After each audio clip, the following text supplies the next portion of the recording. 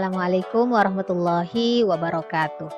Selamat datang kembali di Hazanah Tafsir Hadis, sebuah media belajar Islam yang diinisiasi oleh anak-anak muda yang hendak menyebarkan pemahaman keislaman yang rohmah, manusiawi, anti diskriminasi, dan solutif terhadap masalah-masalah kemasyarakatan. Pada pagi hari ini kita akan sedikit membincang tentang Islam dan kebebasan perempuan. Lumrah kita dengarkan pandangan-pandangan di masyarakat yang menyebutkan bahwa untuk apa sih perempuan sekolah tinggi-tinggi, toh nanti dia akan kembali ke pekerjaan rumah tangga. Atau pandangan lain yang mengatakan bahwa perempuan tidak usah bermimpi untuk kemudian bisa berkarya secara luas, toh nantinya mereka hanya harus menjadi pelayan di rumah tangganya sendiri. Menjadi perempuan adalah siap untuk dibelenggu kebebasannya dan harus senantiasa mengutamakan kehendak orang tua ataupun kehendak suaminya bagi yang sudah berkeluarga. Apakah Islam menghendaki hal yang demikian? Kenyataannya di masyarakat, banyak umat Islam yang kemudian berpandangan demikian dengan mengambil landasan dalil-dalil agama untuk membenarkan paham atau tindakan yang diskriminatif tersebut. Kita lihat misalnya hadis la tusafirul mar'ah illa ma'adhi mahromin, janganlah perempuan bepergian atau safar kecuali dengan mahram. Ini implikasinya adalah perempuan cenderung sulit untuk mendapatkan kesempatan untuk merantau belajar, bekerja, padahal itu demi kemaslahatan dirinya dan tentu saja kemaslahatan keluarganya. Dengan alasan bahwa Islam sendiri melarang perempuan bepergian tanpa mahram. Ketika kita melihat hadis ini, kita tidak boleh hanya melihat redaksinya. Kita lihat hadis ini turun dalam konteks masyarakat yang seperti apa. Dalam konteks masyarakat di mana ketika bepergian itu masih mengandalkan transportasi utama adalah unta di tengah gurun pasir. Maka tentu saja ketika perempuan bepergian sendiri pada saat itu akan sangat menyulitkan. Belum lagi bagaimana dia harus mengangkut barang-barangnya sendiri. Kemudian belum lagi keamanan perempuan saat itu masih sangat rawan. Maka yang harus dipelajari dari hadis ini, jangan disalahpahami sebagai upaya untuk mendomestifikasi atau membatasi ruang gerak perempuan. Tapi yang harus dipelajari dari hadis ini adalah bagaimana kita memberikan sistem transportasi yang aman bagi perempuan.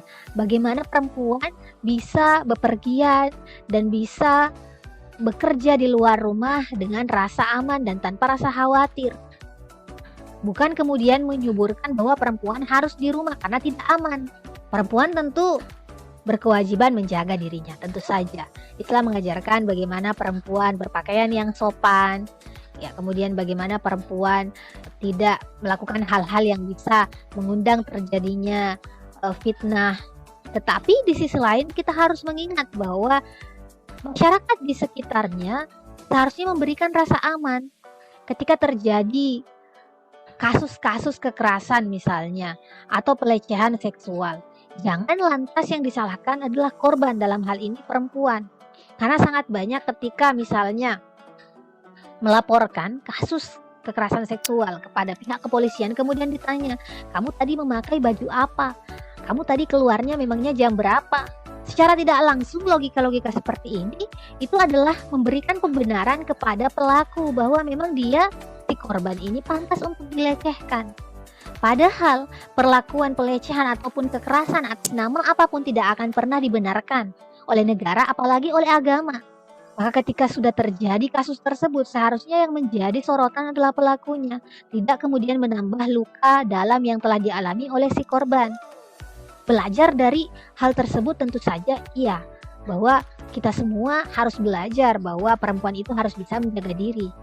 Tetapi ketika terjadi kasus tersebut tidak boleh kemudian menyalahkan perempuan seolah-olah perempuan itulah yang memberikan sumbangsih atau andil terjadinya kejahatan tersebut.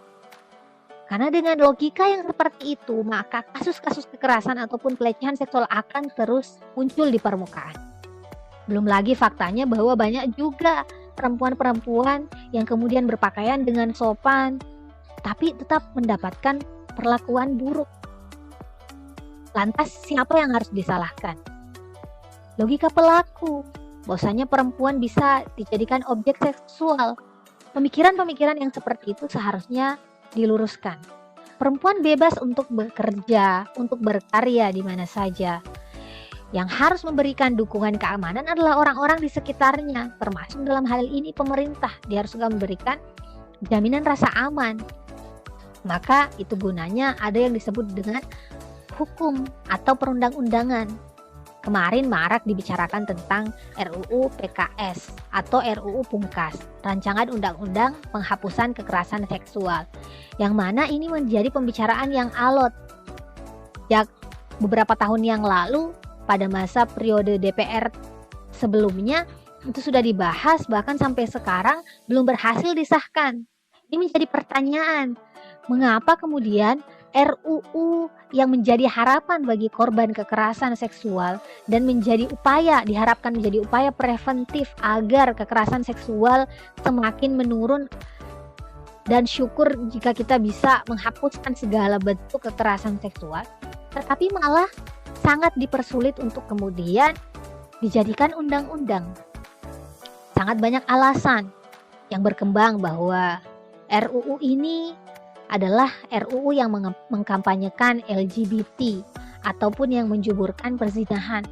Padahal ketika dibaca tidak ada satu pasal pun yang mengarah ke hal tersebut. Hanya saja interpretasi yang keliru terhadap rancangan undang-undang tersebut. Masyarakat harus peduli bahwa RUU ini masih dianggap kurang urgen bagi beberapa kalangan tertentu. Buktinya sampai sekarang tidak disahkan. Alasannya diantaranya misalnya masih ada undang-undang lain yang lebih prioritas. Padahal kasus kekerasan seksual setiap harinya terjadi dengan berbagai macam modus kejahatan. Bukan hanya secara langsung tetapi juga melalui media virtual. Bukan hanya secara fisik tetapi juga secara verbal. Yang menjadi korban pun bukan hanya perempuan. Seharusnya ketika memperjuangkan RUU penghapusan kekerasan seksual, ini bukan hanya untuk kepentingan perempuan, bukan hanya untuk kepentingan anak-anak, tetapi kepentingan semua pihak. Banyak juga laki-laki yang kemudian menjadi korban pelecehan ataupun kekerasan seksual, tetapi mungkin sedikit yang tampak di permukaan. Mengapa? Pertama, tentu karena memang perempuan adalah kelompok rentan, bahwa perempuan lebih rentan terhadap kasus kekerasan seksual. Tetapi bukan berarti laki-laki tidak mungkin menjadi korban. Yang kedua adalah mengapa kurang didapati laporan tentang kasus kekerasan seksual yang dialami oleh laki-laki. Ini menjadi salah satu dampak dari patriarki yang mengakar di masyarakat kita, yang menganggap bahwa laki-laki itu adalah simbol maskulinitas, simbol kejantanan dan keperkasaan.